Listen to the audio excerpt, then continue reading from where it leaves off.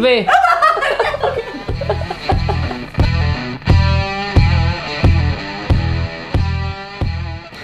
נראה לי פשוט עומד בשער ואומר בוקר טוב, כאילו לכולם. הוא בשער ואומר שלום לתלמידים, בוקר טוב. אוסף כזה... כן, מרים זמר כזה בדרך כלל משחק. אני חושבת שהוא מסתכל על המסדרון, אם הוא מספיק נקי. חד משמעית, שלום למאבטח בכניסה, לחיצת יד קלאסית. ואז הוא עומד בשער ואומר שלום לתלמידים, למורים. בודק את הפילים שלו אם הם במקום. קודם כל עומד בשער, אומר לכולם בוקר טוב, והוא צד את המורות והמורים שיש לו לסגור איתם דברים. מנסה להדוף את כל מי שבא לשאול אותו שאלות. עומד על השער ואומר בוקר טוב לכולם. לכל מי שנכנס בשער. בוקר טוב בשער. כן, נכון. הדבר הראשון שאופיר עושה כשהוא נכנס לבית ספר זה סוגר את ארון של משמרות זהב. זה טקס. אני לא אמרתי OCD, לא אמרתי...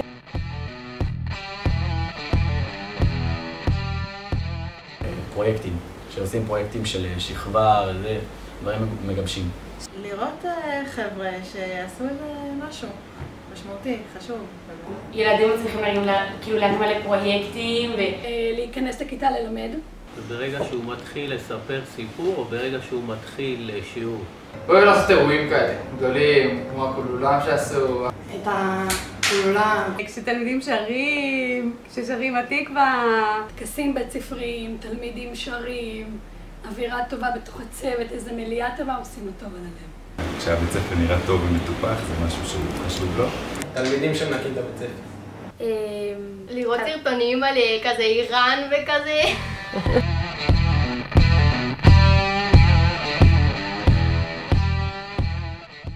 האמת, אני שותה קפה עם המורים. שותה קפה בחדר מורים. בחדר מורים כזה, מדבר עם המורים. נכנס לאבו עלי אקספרס, להתעדכן במה שקורה במזרח תיכון. תעלומה. דואג לנו, מארגן לנו דברים. וואי, אני מרגיש שהוא כל הזמן כאילו בעשייה, שהוא כל הזמן עושה, זה לא נראה שהוא מפסיק, גם כשהוא יושב אז הוא כאילו עושה, הוא חושב על הדבר הבא, כאילו...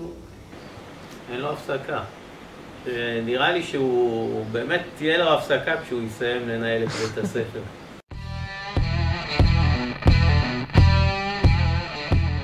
כזה תלמיד עם צדיק, כאילו נחמד כזה, חננה? כזה מקפיד, עם כאילו ציונים טובים. כזה תלמיד רגיל כזה. לא נכון, אופיר היה במדרשייה, את יודעת מה זה? הוא היה בעייתי, הוא היה בחלק הבעייתי של המדרשייה. ברגע שיצא סרט המדרשייה, אז הלכתי לראות אותו, זה ככה הבהיר לי כמה צדדים באישיות של אופיר, ככה זה עזר לי להבין אותו יותר טוב. הוא היה כזה, נראה לי, הוא היה כזה חכם כזה, אבל גם כאילו לא על המוח. אופיר היה תמיד מופרע, דווקא מופרעים מגיעים למנהלים. אני חושב שהוא היה תמיד חכם, אבל עושה מה בא לו כזה, רוח חופשית. הוא לא היה תמיד למופת, הוא היה חכם פשוט, אבל עשה בטוח. וואי, מופרע. כן, בטוח. הדוק. שטוטניק. כזה שלא מממש את הפוטנציאל. יש לו את הסיפור הידוע. שבגן היה כזה קבוצה של יחינה כזה, עשתה חנות כזה, מקסמות, ואז היה את הקבוצה של המתקשים, שהם עשו שבלולים, ואז היה עוד קבוצה לילה, ממש מתקשים, שהם פשוט עשו עיגול. והיה שם ילד אחד. וזה היה אופיר. תלמיד, וואלה, הוא היה מהמופרעים, ואז כאילו לקח את עצמו בידיים. הוא כל כך מדבר על התלמיד שהוא היה, שאני כבר ממש מדמיינת את זה. נראה לי עשה חיים, בגדול.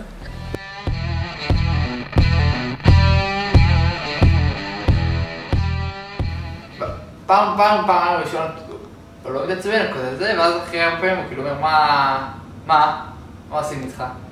הוא איש כל כך חיובי, כל כך מדויק, כל כך מבריק, שלא קורה לו הרבה שהוא כועס. זלזול בפגיעה בכבוד, בין אחד לשני, בין מורים, בין איזה. שיש חוסר כבוד, חוסר אמון. מין כזה חוסר כבוד. שרואה ילדים משחיתים את הבית ספר, כאילו עושים דברים, שוברים דברים וזה. הוא רואה שמישהו הרס משהו. כאילו השחתה, סתם. קודם כל הוא לא מתעצבן הרבה. אבל מה שכן מעצבן אותו זה השחתה. פתאום מישהו מקטין ראש, אפילו ראש זה מפריע לו. הוא לא מנהל עצבני, כאילו. נכון שעושים גרפיטי על הגדר. אני? לא. אז הוא מתעצבן. לא עשיתי גרפיטי. שיש זבל בכל הספר. וואי, כן, מחרפן אותה. שמפריעים אימון. שממש עושים משהו קשה, מתחצפים, בעיקר מתחצפים. ילדים חצופים ממש יכול לעצבן אותו. אלימות. אלימות, שלא מקשיבים לו, בעיקר בנים מעצבנים אותו. ממש בעדנות. חד משמעית. ראיתי אותו עייף וראיתי אותו רעב, כאילו, ולא ראיתי אותו, לא זכיתי. הוא יודע גם להתעצבן, אבל גם סתם, כאילו לצורך התפקיד.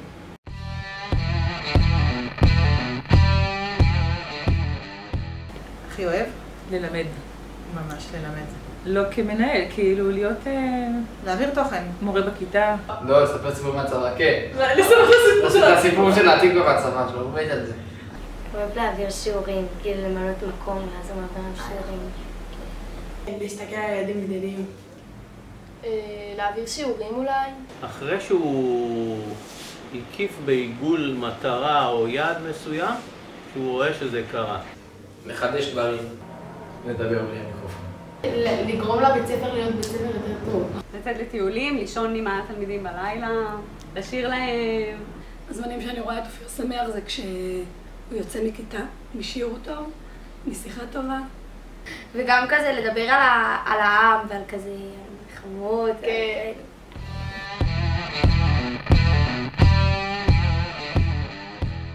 איש צבא נראה לי. כן, האמת שאיש צבא הוא כזה. אולי בצבא כמפקד. איש צבא. וואו.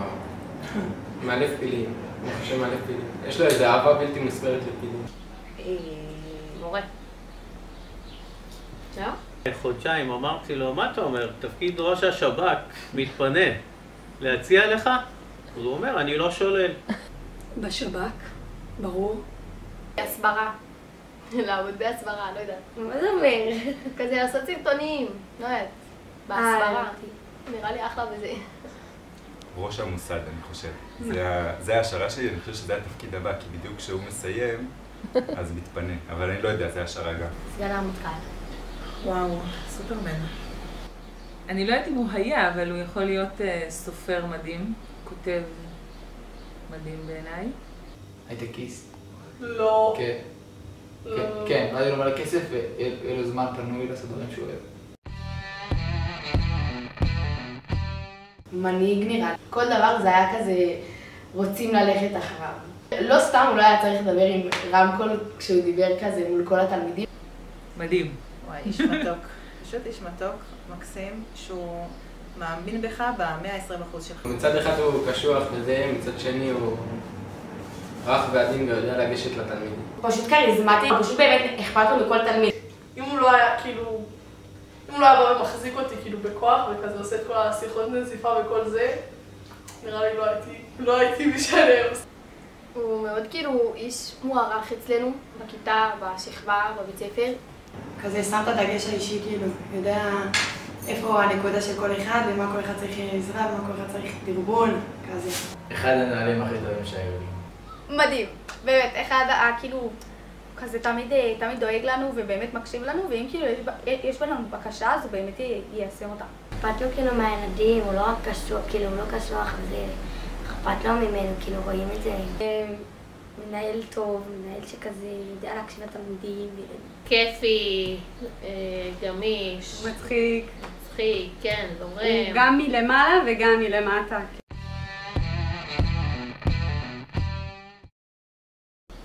זה עצוב שנפרדים עם כל השאלות, ופתאום לא תזכרו ממנו. תמיד ידע את השמות של כולם, גם אם לא את השם הפרטי, אז את השם משפחה של כל אחד, וזה מטורף, כי אנחנו בית ספר ענק, אבל גם עכשיו הוא מזהה אותנו, זה כאילו, היחס האישי זה כל כך לא מובן מאליו, וזה תמיד הרגיש שאכפת לו. לא רק את המנהל הסמכותי שהוא היה, אלא החבר. בת בכיתה ד' שעושה יותר לא מדויק. נראה לי שאפשר לעשות דברים גדולים עם קריצת עין, בלי לקחת את הדברים יותר מדי ברצינות, לא כי אתה לא מקצועי, אלא כי פרופורציות בחיים. אני אזכור נראה לי הכי את השיעורים שלו. הוא עושה לנו שיעורים מאוד מעניינים על כזה איראן, גיור, חרדים, דברים כאילו חשובים. ואני שוב אחזור למייל השבועי, זה היה אבן דרך בשנה.